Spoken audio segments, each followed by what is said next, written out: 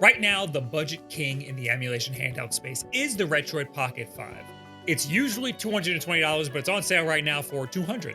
It can play GameCube and PS2 games pretty flawlessly, and it can now also play some light Steam games with surprisingly smooth performance. Frequently, people ask me, what's the best handheld for GameCube emulation?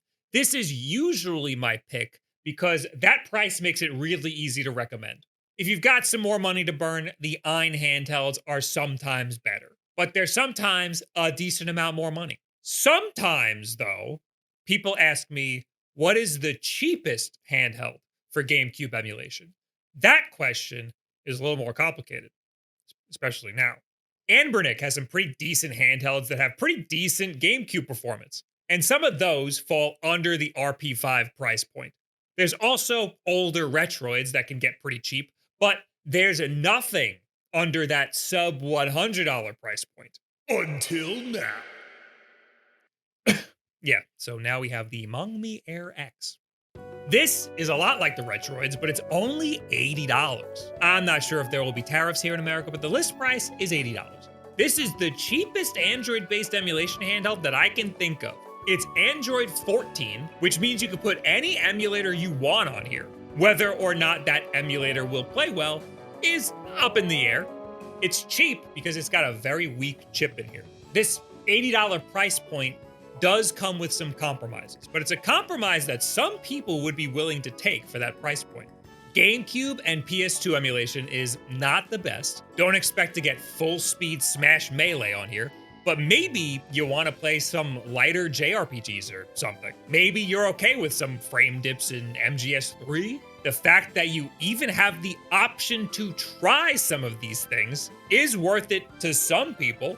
Where this thing really shines is other Android stuff. It has a 1080p screen on here, so you can use it to stream games. Use Moonlight to stream Steam games from your PC if you want, or Game Pass from the cloud, or whatever. An $80 Game Pass device is pretty insane. And of course, PSP, N64, Dreamcast, those are all fine. The amount of systems that this thing could emulate flawlessly puts this into the same category as those Anbernic XX devices, which makes sense. It's the same price point, but again, this is full-blown Android. So this is capable of way more than what those things are capable of. Those who want that rectangular form factor with the D-pad on top for a little bit cheaper might be willing to put up with some of these compromises. It's pretty cool to see what these guys were able to do and keep this thing this cheap.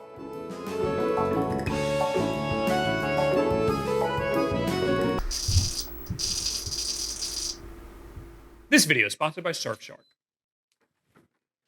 Hey, here for the interview? Yes, sir. Great. Come right this way. Have a seat. Thank you. Cool. So just have a seat anywhere. Oh.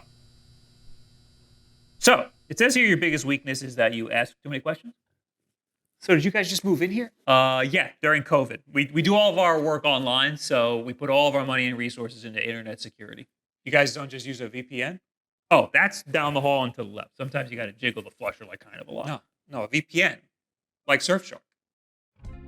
VPNs can help encrypt your data so that nobody on your network can see what you're doing, whether you're on public Wi-Fi or at the office. Not even your own ISP or your boss can see what you're doing. VPNs like Surfshark can also change your location so that you can access content that might otherwise be blocked in your country. Surfshark One gets you their VPN, private web search, data leak alerts, and their antivirus, which is also helpful for protecting yourself against vulnerability. You know, it's a network administration job, right? So how many vacation days do I have and how quickly can I start them? There's no risk to trying Surfshark, and they offer a free 30-day money-back guarantee. So go to surfshark.com/den and use code DEN to get an extra 4 months of Surfshark VPN. Well, it sounds like we're just going to go with Surfshark. That'd be a lot easier than hiring somebody. Fair enough. So just out the way that I came in? Yep. Maybe you can help me get up. Maybe we can help each other up. Here, grab. Don't touch me. Oh. Pulled my shoulder. Oh. So one of the things that I like about Android is that it asks you which emulators you'd like to install when you first do the Android setup. This one does the usual Android setup, but it also just puts all the emulators on there for you. So it just comes set up for the most part. You still have to put your games on here and set up each individual emulation app, but it's a start. I'm a big fan of the size and form factor of this handheld. It's around the same size as a Switch Lite, which I think is the perfect size for a handheld. It even has a slightly bigger screen, and this screen is 1080p 60 Hz, up from the Switch Lite's 720p screen, which is kind of crazy. I'm also a big fan of the D-pad being on the top here. Not many handhelds do this. I prefer playing 2D games on these things, so having the focus be on the D-pad is very welcome, especially for a device that isn't all that powerful. It's more likely you're just going to be playing a lot of 2D retro games on here. The D-pad is nice and big, but ergonomically, I don't love it all that much. This device has some junk in the trunk, so it has grips, but for some reason, my thumb feels like it's a little cramped using this big D-pad. I'm not sure why exactly this is. The Retroid Pocket 5 also has the D-pad in the same spot, but the D-pad's slightly smaller, clickier, and for some reason, ergonomically feels better to use. My big-ass thumb rests on it more naturally. It does also come with a case, which is neat in this economy. It also has 64 gigabytes of storage, which is fine. I prefer having all my stuff on the internal storage, but there's also a micro SD card slot, so you can upgrade it if need be. This is a budget console. I'm going to have to keep reiterating that. So it makes sense why they would want to skimp on the storage. And realistically, you're going to be playing a lot of smaller games on here anyway. The buttons are somewhat clicky, not dome switches, but they feel stiff enough. The triggers... It does have analog triggers. What the hell? Why did I assume it didn't? I guess because it's so cheap. Look at that. It's doing it. The joysticks are very similar to the ones on the RP5. They are Hall effect, which is crazy for an $80 device. They feel fine, but I did notice they're a little close to the screen, so my big fat thumb sometimes touches the screen when I'm using them. Not the biggest deal, but it's something to note. This thing also supports gyro controls. I'm not sure what you'll be playing on here that'll utilize gyro controls, but the option's there. The software that comes on here is extremely light and extremely easy to navigate. It's very minimal and there's not much to it. Mine updated a few times, and that was a very simple process. There's a launcher that comes on here. It's clean, and I like the look of it, but it's not that great in terms of compatibility. If you put all your ROMs on here in folders that are named like emulation station folders, so GameCube would be GC, Game Boy would be in a folder called GB, etc., etc. You can scan for ROMs using this launcher, and they'll just show up. However, I couldn't find a way to manually choose what emulator to use for certain systems. So if you want to use an emulator that did not come with this console, I couldn't find a way to set the ROM folder to use a new emulator. So I mostly just stuck with not using this launcher at all and just going to the individual emulation app that I wanted to use and launching the games from there. In terms of raw power, don't expect much. This is the lowest 3D Mark score I have ever seen in any Android device by like a lot. Is that the $80 one? 117? That's a technical error. Something's fucked up here. I say this all the time, benchmarks aren't everything. But in this case, I think they got the story straight. So I said it comes with emulators. RetroArch is for most stuff. It comes with Aether SX2 for PS2, two different versions of Citra, and I'm not sure which one is which. And those are for 3DS. Yabasan Shiro for Sega Saturn emulation. M64 Plus for N64. Flycast for Dreamcast. PPSSPP if you want to call a cat over. No, that's for PSP. It did not come with a GameCube emulator, which is weird. They expect you to use RetroArch for GameCube, which is not recommended. Just download Dolphin. This is particularly weird because the Mangmi website does list Wii as one of the possible consoles that this thing can emulate, but it doesn't list GameCube. I don't think anybody's going to be playing Wii Sports on this thing. After a lot of tweaking, Dolphin ran all right, not great. Smash Melee was getting under 50 frames per second when more than 2 characters were on screen. We switched the video backend to Vulkan, which is usually better than OpenGL. Switched the shader compilation mode to hybrid Uber shaders. Flipped the switch for compile shaders before starting. And that's really all you can do. I installed the turn-up GPU drivers, but I don't think that really helped much at all. Super Mario Sunshine is a native 30 frames per second game, so this is a little bit more tolerable with those same settings. However, you can still expect a lot of slowdown in Delfino Plaza. That's not exactly ideal. I fixed the analog trigger thing. From the settings, you have to select the analog and regular trigger inputs. You got to map them both. And then you got regular analog in Super Mario Sunshine. Look at that. You can now run around and you can stay still depending on how far down you press it. We fixed it. That's crazy. So GameCube kind of works, just not all that great. I would struggle to recommend this to somebody who's looking for GameCube emulation specifically. Just consider it a nice little bonus that it's even capable of doing GameCube at all, even though it says Wii on the website.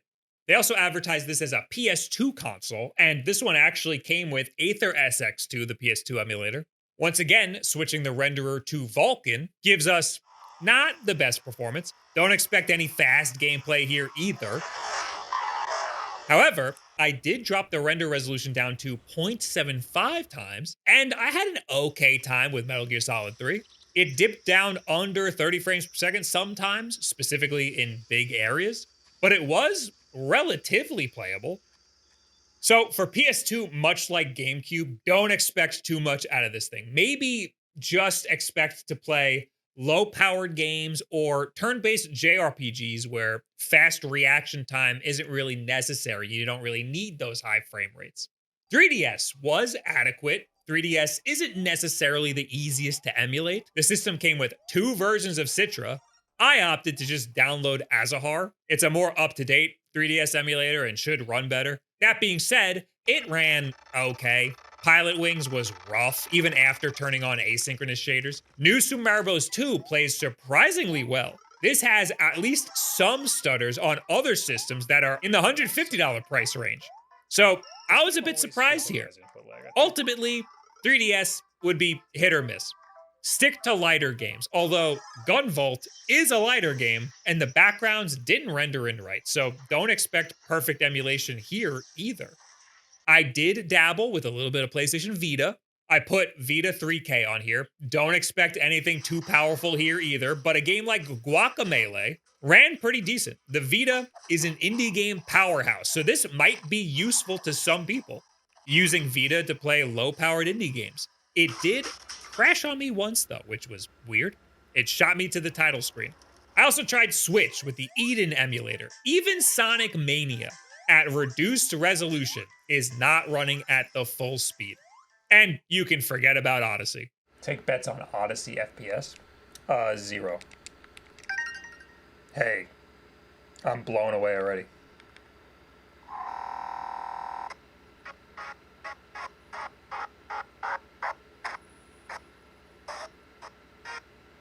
We're just gonna skip that. And that's Mario Odyssey, everybody. I tried multiple light games on both Game Native and Game Hub Lite, and neither ran at full speed either. At this point, you're probably saying to yourself, well, gee, Bob, it sounds like this thing can't play fucking anything. So what's the point? Well, I like to push these things to their absolute limits. And since this thing is an Android device, we can do really whatever we want with it. Obviously, you shouldn't be getting this thing to play Switch games, but it sure is fun to try, isn't it? Realistically, the max that you're going to get with like flawless emulation is PSP. Gran Turismo, which is not a game that's easy to emulate, ran pretty flawlessly on here. And this is a good use case because this thing is a PSP-sized handheld.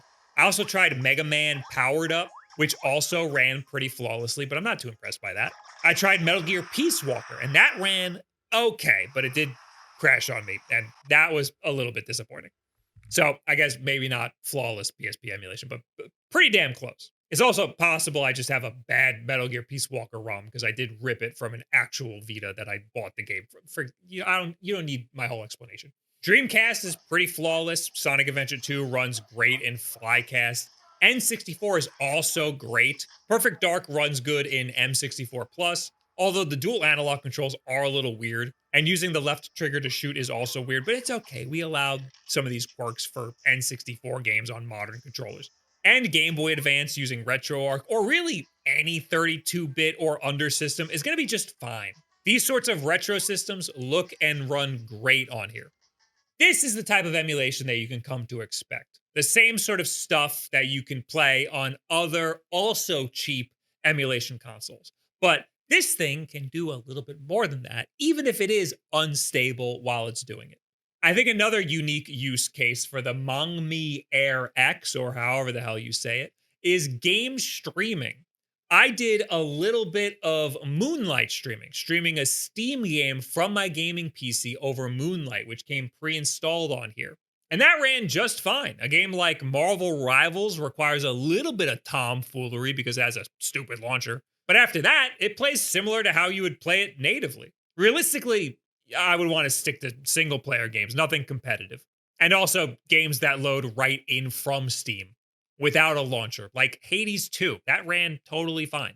No problems there. This would probably be better suited for cloud-based streaming services, which are usually more optimized for lower-powered devices.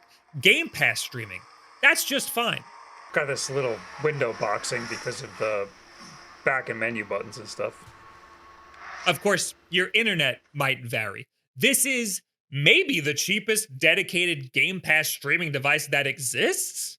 Maybe your phone, since you already have it. But that's why I said dedicated. This thing is cheaper than some controllers.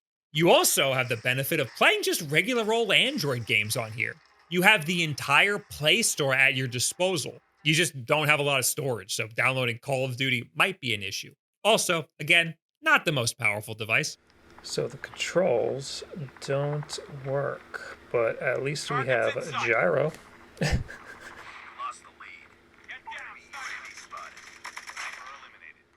This is not better than a Retroid Pocket 5. The RP5 is more comfortable. The buttons are nicer. The screen is nicer. It plays games way better. If you want a budget powerhouse, get that. But that is $120 more money. That's 220% more money than this thing, I think. I don't know. I can't do math. This thing is less than half the price of a Retroid Pocket 5. The fact that it's even in the same conversation is a feat in itself. Some people don't want a handheld that can emulate Switch games. Some people don't need full speed or full frame rate GameCube or PlayStation 2 emulation. This game sucks. Some people just want to play Lumines, and that's fine. Some people might just want something cheap they can throw in their bag for game streaming. $80 is kind of hard to beat when it comes to game streaming. You can push this thing to do all kinds of stuff. A budget Android console like this has its use cases. This is a new company too. This is like the first thing that they've made. So I'm excited to see what else this company can cook up that's cheap on a budget. So I don't know, give this thing a chance. It's cheap and pretty decent. Unless you've gotten RP5 or an Odin already, then I don't know, maybe don't. I don't know, I'm not your dad. Anyway, what do you guys think about the Mangmi Air X? What else would you like to see from a company like this? It seems like they're willing to make budget handhelds, so what's another one that you want to see? I'm sure they're listening. Leave it in the comments below. Add me on Twitter, any and all this other social media garbage. Also, what's another use case for an $80 Android device? I didn't mention the fan noise. I blasted the fan. It's about just as loud as the RP5. Thank you, Surfshark, for sponsoring this video. Don't forget to check out the Twitch streams over on twitch.tv/wolfden. And there was a live stream where I messed around with this over here on YouTube. And that was when I was really putting this thing through its paces. So I was kind of really shitting all over this at the time. But you gotta just remember, it can do GameCube and Switch stuff, but that's not what it's for. It's for other stuff. Anyway, most important thing you can do here, if you like this video, leave a like and subscribe so you see more like this. You're probably not subscribed. Most of you people watching this are not. And share this video with a friend who doesn't want to spend too much money on a retro handheld. Thank you very much. Have yourself a very good week.